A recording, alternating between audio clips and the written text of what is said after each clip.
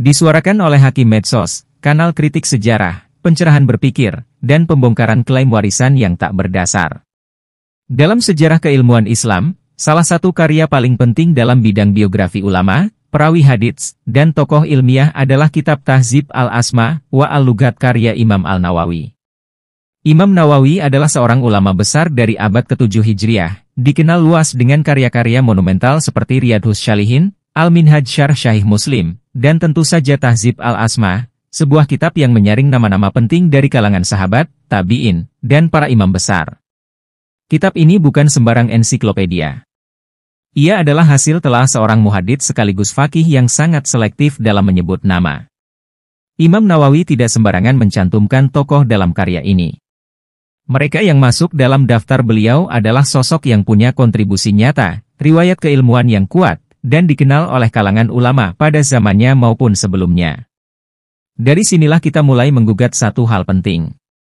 Sebuah nama yang hari ini banyak diklaim sebagai penghubung nasab antara Ahmad bin Isa al-Muhajir dan para keturunan yang kemudian dikenal sebagai Bani Alawi. Nama itu adalah Ubaidillah. Dalam silsilah yang selama ini diklaim oleh sebagian kalangan, Ubaidillah bin Ahmad al-Muhajir disebut-sebut sebagai putra utama Ahmad, yang menjadi mata rantai menuju nasab Alawiyin di Hadramaut. Namun, ketika kita membuka Tahzib al-Asma wa al-Lughat, apa yang kita temukan? Imam Nawawi memang menyebut Ahmad bin Isa al-Muhajir. Bahkan, beliau menjelaskan bahwa Ahmad adalah tokoh besar, seorang ulama, ahli ibadah, dan telah melakukan hijrah dari Irak menuju Hadramaut. Namun ketika menyebut anak keturunan Ahmad bin Isa, Imam Nawawi tidak menyinggung sama sekali tentang Ubaidillah. Yang beliau sebut justru Abdullah, bukan Ubaidillah. Ini bukan kesalahan cetak. Ini bukan masalah transliterasi. Ini adalah catatan historis dari seorang ulama kredibel, yang hidup hanya 2 abad setelah masa Ahmad bin Isa. Imam Nawawi wafat tahun 676 Haji sementara Ahmad bin Isa wafat sekitar tahun 345 Haji artinya, ada jarak waktu sekitar 300 tahun. Jarak yang masih sangat dekat secara historiografi, apalagi dalam tradisi pencatatan nasab dan keilmuan Islam. Maka pertanyaannya, jika benar Ubaidillah adalah tokoh sentral dan benar-benar anak Ahmad bin Isa, kenapa Imam Nawawi tidak menyebutnya sama sekali? Apakah nama itu memang tidak dikenal? Atau memang tidak pernah ada? Inilah yang harus kita telah lebih dalam. Karena absennya Ubaidillah dalam kitab sekelas Tahzib al-Asma, bukan perkara sepele. Ia membuka ruang untuk mengkaji kembali.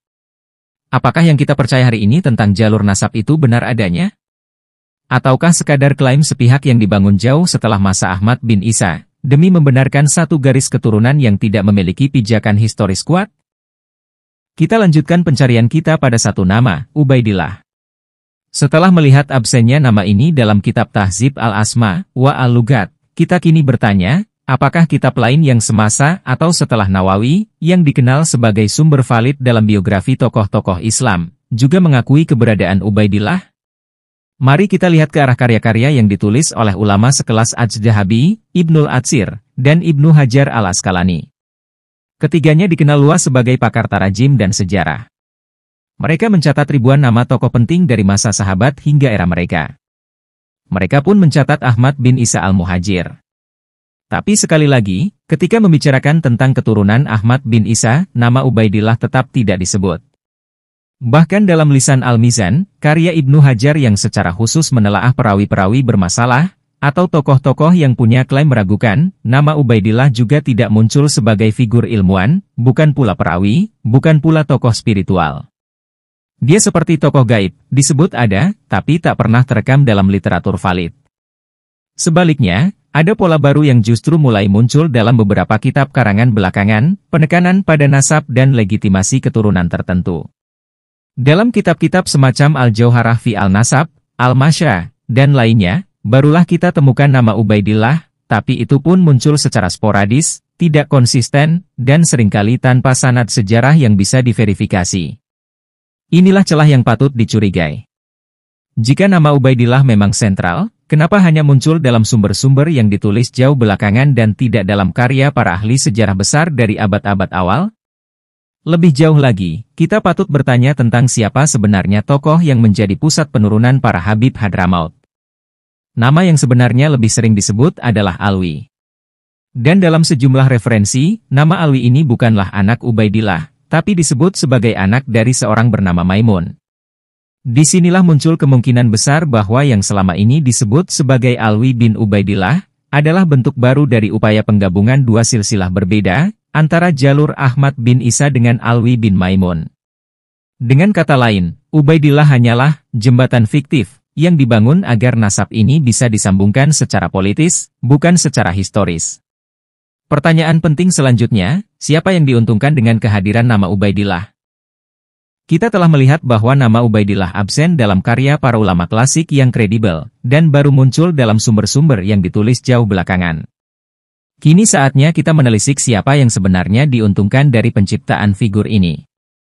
Secara historis, masa munculnya klaim kuat tentang keturunan Ubaidillah bin Ahmad al-Muhajir berbarengan dengan masa ketika para tokoh dari Hadramaut mulai menempatkan diri sebagai elit religius di wilayah-wilayah seperti Yaman, India, dan kemudian Nusantara. Mereka membawa simbol keturunan Nabi, yang memberi mereka legitimasi sosial dan politik yang besar. Nama Ubaidillah menjadi penting bukan karena rekam jejak ilmiah atau spiritualnya, tapi karena fungsinya sebagai penghubung formal dalam rantai nasab antara Ahmad bin Isa dan keturunan yang dikenal sebagai Alawiyin. Tanpa Ubaidillah, rantai itu terputus. Maka nama ini bukan sekadar tokoh sejarah, tapi tokoh politik nasab. Disinilah problemnya.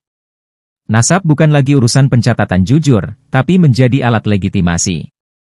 Ubaidillah, jika benar fiktif, adalah bukti bagaimana satu nama bisa mengubah struktur otoritas keagamaan selama berabad-abad.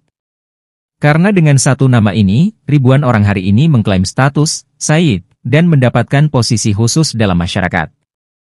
Pertanyaannya, apakah umat Islam harus menerima begitu saja klaim ini hanya karena sudah dianggap turun-temurun? Apakah kita tidak punya hak untuk bertanya, mana buktinya? Dan kalau buktinya hanya berasal dari catatan-catatan yang baru muncul ratusan tahun kemudian, tanpa jejak dalam literatur klasik yang valid, maka kita wajib bersikap kritis. Lebih jauh lagi, ini bukan hanya soal satu nama, tapi soal integritas sejarah Islam. Kalau hari ini kita membiarkan satu nama palsu bertahan hanya karena menghormati tradisi, besok kita akan melihat sejarah Islam dipenuhi tokoh-tokoh fiktif lainnya, yang diciptakan demi kepentingan kelompok tertentu. Jadi, mempertanyakan nama Ubaidillah bukan tindakan kurang ajar. Ini adalah panggilan akal sehat. Ini bukan bentuk kebencian pada keturunan Nabi, karena justru demi menghormati Rasulullah, kita tidak boleh membiarkan kebohongan bersembunyi di balik nama beliau. Apa yang disebut Habib, Sayyid, dan Zuriyah Nabi, seharusnya lahir dari silsilah yang sah, bukan hasil fabrikasi. Jika satu titik penghubung dalam rantai itu cacat, maka seluruh struktur perlu dievaluasi ulang. Dan dalam kasus ini, titik penghubung itu bernama Ubaidillah. Kini kita masuk ke simbol yang selama ini jarang disentuh, Alwi bin Maimun. Nama yang bagi sebagian besar umat Islam awam terdengar asing, namun bagi para peneliti sejarah, menjadi pintu masuk membongkar ulang silsilah Alawiyin. Beberapa referensi menyebut bahwa Alwi adalah anak Maimun, bukan anak Ubaidillah. Nama Maimun ini pun bukan figur sembarangan. Dalam sejumlah manuskrip lama yang tidak disebarluaskan secara publik, Maimun disebut sebagai tokoh yang berasal dari kalangan non-Alawi, tetapi memiliki pengaruh keilmuan dan spiritual yang kuat di zamannya. Alwi, sebagai anak Maimun, adalah figur historis yang lebih jelas eksistensinya dibandingkan Ubaidillah. Ia memiliki keturunan yang mapan, jejak sosial yang terekam, dan pengaruh yang berlanjut terutama di wilayah Hadramaut. Tapi mengapa narasi resmi justru menghapus Maimun dan menggantinya dengan Ubaidillah? Jawabannya bisa jadi karena alasan politis dan simbolik. Menghubungkan silsilah ke Ahmad bin Isa al-Muhajir, dan dari sana ke Rasulullah, memberikan legitimasi luar biasa. Maka dibuatlah rekonstruksi nasab dengan menempatkan Ubaidillah sebagai ayah dari Alwi, dan dihapuslah peran Maimun. Ini bukan dugaan tanpa dasar. Penelusuran kritis terhadap kitab-kitab seperti Al-Ansa'ab karya As-Sem'ani, Tarikh Baghdad karya Al-Hatib Al-Baghdadi, serta Al-Bidayah wa An-Nihayah karya Ibnu Katsir tidak mencatat keberadaan sosok Ubaidillah, apalagi sebagai penghubung keturunan. Sebaliknya, jejak Alwi dan Maimun dapat ditelusuri dalam tradisi lisan suku dan manuskrip lokal di wilayah Hadramaut. Tradisi yang tidak selalu terdokumentasi dalam literatur formal Arab, namun memiliki kesinambungan kultural dan genealogi yang kuat. Narasi resmi tentang silsilah Bani Alawi tampaknya adalah hasil dari proses homogenisasi sejarah, memasukkan semua jalur ke satu garis besar yang dianggap paling mulia dan strategis secara sosial. Tapi sejarah tidak selalu tunduk pada narasi dominan. Sebagai penutup, mari kita tegaskan, kritik terhadap silsilah bukanlah bentuk kebencian terhadap zuriyah Nabi. Sebaliknya, ini adalah bentuk penghormatan terhadap amanat sejarah. Kita tidak bisa membiarkan nama-nama diciptakan tanpa bukti, hanya karena ada keuntungan sosial di baliknya. Jika Ubaidillah adalah fiktif, dan Alwi sebenarnya anak dari Maimun, maka inilah saatnya umat Islam membuka mata dan menyusun ulang peta sejarahnya. Bukan untuk membongkar kehormatan siapa-siapa, tapi untuk menjaga kemuliaan sejarah Islam agar tidak dikaburkan oleh agenda-agenda tersembunyi. Jangan lupa untuk like, share, dan subscribe channel ini, Hakim Medsos, agar semakin banyak saudara kita yang tercerahkan lewat kajian sejarah berbasis data, bukan sekadar doktrin dan tradisi.